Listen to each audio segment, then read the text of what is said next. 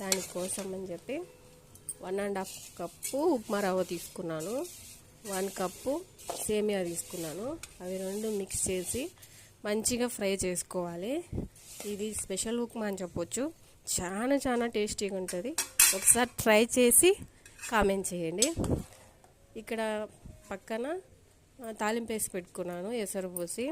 దానికోసం ఒక గ్లాస్ ఒక ఆనియన్, 4 మిర్చి, కొన్ని పల్లీలు, కొన్ని శనగపప్పు, జీలకర్ర, ఆవాలు మొత్తం ఫ్రై చేసుకొని అది ఫ్రై అయిపోయిన తర్వాత 4 గ్లాస్ వాటర్ పోసుకున్నాను. 1½ కప్పు రవ్వకి 1 కప్పు సేమియాకి 4 కప్స్ వాటర్ కరెక్ట్గా సరిపోతుంది. ఉప్మా తయారైపోయింది. చాలా టేస్టీగా ఉంటుంది. ఒకసారి టేస్ట్ చేసి నాకు కామెంట్ చేయండి. స్పెషల్